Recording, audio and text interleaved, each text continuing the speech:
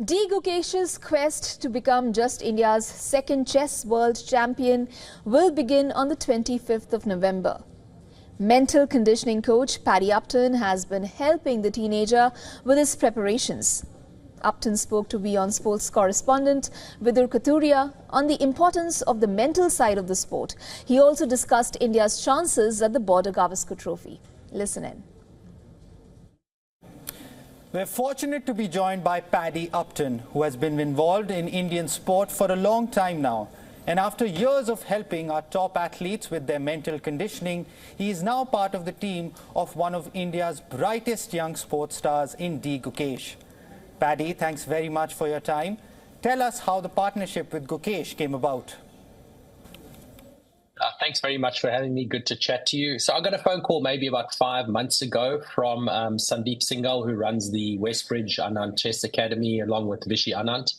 And they asked me if I would be interested in helping support Gukesh in his World Championship campaign, which I've been fortunate to do for the last 5 months or so. Okay, Paddy, chess is such a cerebral sport. Give us an insight into the kind of mental conditioning one needs to excel in such a game.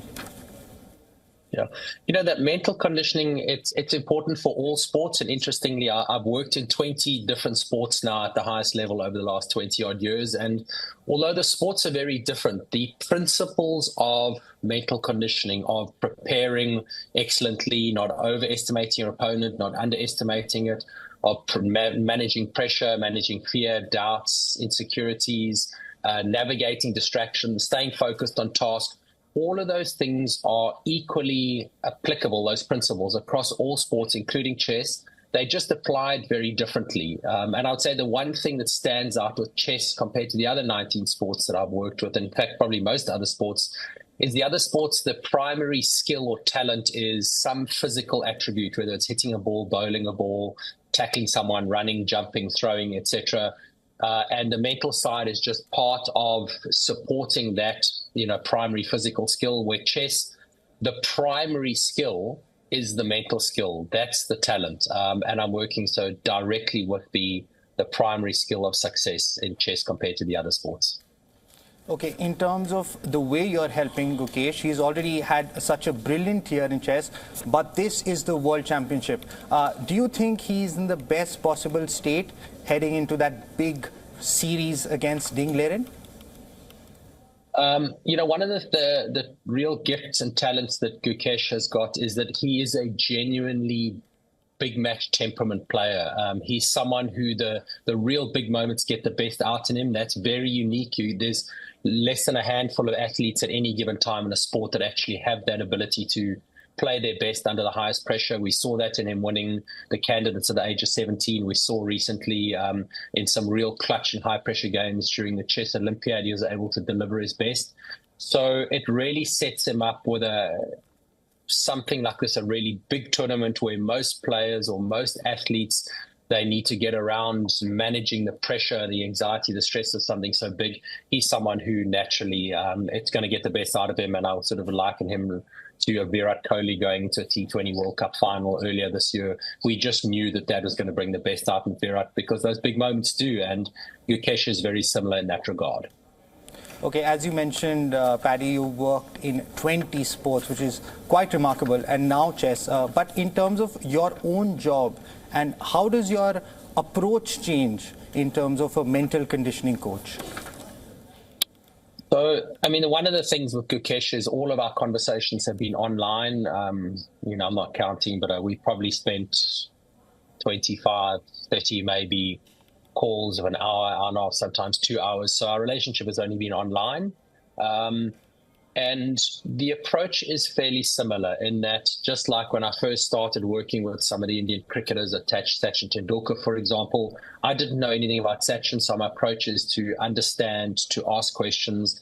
And it's not so much that important for me to understand them as it is for me to help them understand their own mind, their own thoughts, their own distractions at a much deeper level. So it's not been a whole lot different. One of the interesting things for me is I generally don't work with too many younger athletes because at younger ages, people tend to have an ability to self-reflect, they have less self-awareness, which is just natural for a young person.